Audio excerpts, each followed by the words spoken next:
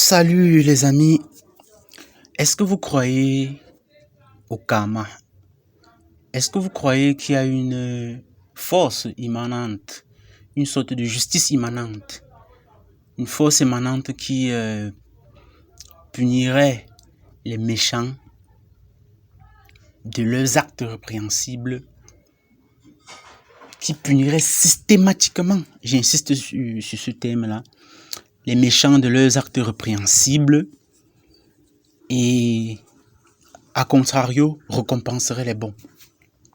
A priori, si vous êtes chrétien, je pense que vous souscrivez à cette idée de karma.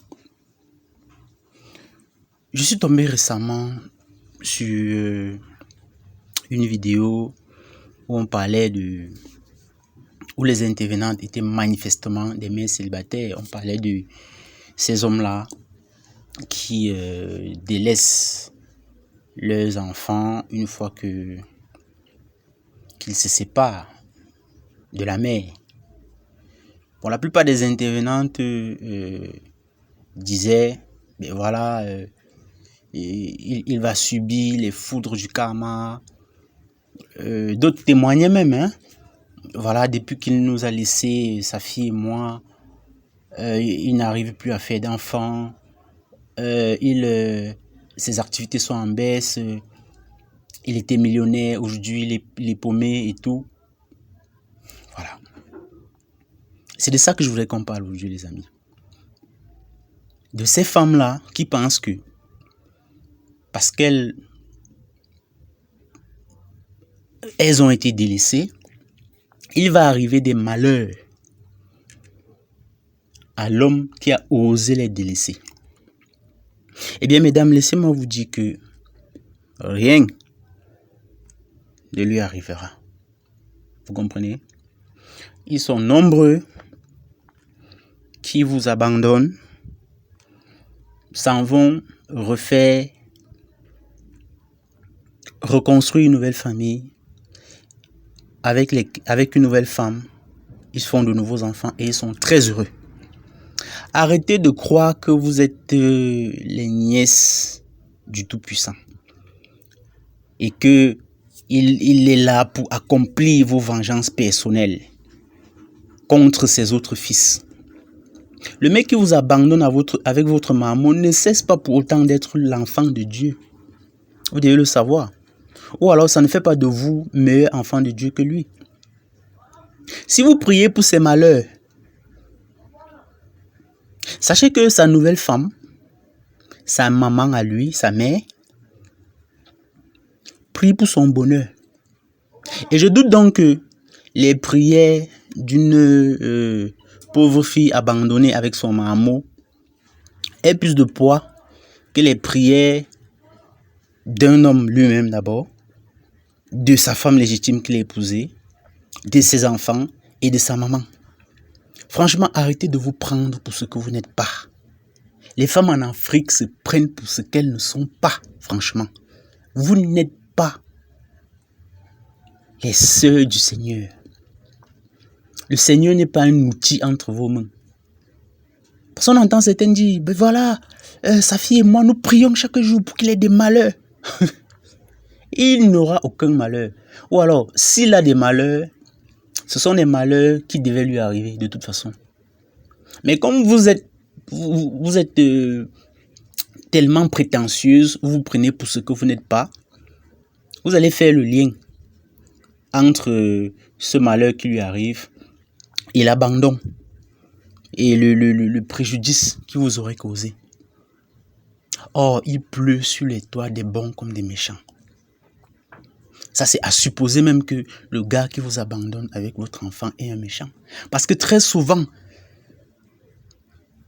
les hommes prennent cette décision radicale-là parce qu'ils n'en peuvent plus. Parce qu'ils se rendent compte que vous avez instrumentalisé les enfants contre eux. Parce qu'ils se rendent compte que vous êtes en train d'utiliser ces pauvres petites créatures-là pour les contraindre à rester avec vous, malgré vos écarts de comportement, malgré vos déviances, malgré votre infidélité, malgré votre sale caractère. Les enfants ne suffiront jamais à retenir un homme qui se respecte. Ce qui retient un homme qui se respecte, c'est le respect, la soumission de sa partenaire. Et je sais que c'est un mot qui vous énerve. Ce mot vous énerve, ensuite, vous vous faites larguer avec des marmots et vous priez pour les malheurs d'autrui. Rien ne lui arrivera. Les exemples sont légion autour de nous. Mais je vais prendre deux exemples bien connus. Alain Delon, jusqu'à sa mort, n'a jamais reconnu son fils. Je crois que c'est Harry Boulogne. Vous ne pouvez pas dire qu'Alain Delon n'a pas vécu une vie remplie, une vie passionnante. Pelé, le footballeur, il a eu un fils qu'il n'a jamais reconnu. Or, il a vécu sa plus belle vie. Il a eu toutes les gloires possibles sportivement. Et ensuite, il était même ministre de la culture ou des sports, je ne sais plus trop. Ouais. Bref, je crois qu'il a été dans le gouvernement brésilien à une certaine époque. Pour vous dire que, mesdames, arrêtez de vous prendre pour ce que vous n'êtes pas. Quand la relation s'est terminée avec un homme, passez à autre chose. Parce que très souvent, les femmes qui raisonnent comme ça, c'est les femmes qui n'arrivent pas à tourner la page. C'est les femmes qui restent dans une logique vengeresse. Dieu n'existe pas pour vous, pour accomplir vos vengeances personnelles. Sachez-le, Dieu n'est pas votre esclave. Il n'est pas là pour accomplir vos petites vengeances personnelles contre ses autres enfants. Retenez-le. Si on vous a abandonné, passez à autre chose. Et même, remettez-vous en question. Posez-vous la question de savoir pourquoi est-ce que vous tombez toujours sur les gens qui vous abandonnent avec des marmots. Est-ce que c'est pas vous le problème? Plutôt que de souhaiter... Et vous savez, les femmes ont cette capacité-là fascinante à ne jamais se remettre en question. Jamais. Quand une femme trompe son mari, elle retourne la situation et dit c'est parce qu'elle était délaissée. Ouais. C'est la même chose.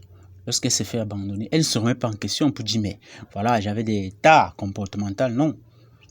Tout de suite là, c'est lui qui était mauvais. Il va lui arriver des malheurs. Rien ne lui arrivera. Et s'il lui arrive des malheurs, à vous aussi vous en arrive. C'est parce que vous avez fait quoi? Vous aussi.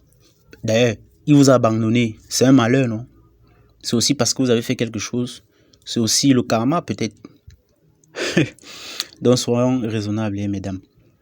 Et puis, de toute façon, vos enfants ne vous demanderont pas l'autorisation. Ces enfants que vous empêchez d'aller voir le papa ne vous demanderont pas l'autorisation pour aller le voir quand ils seront grands.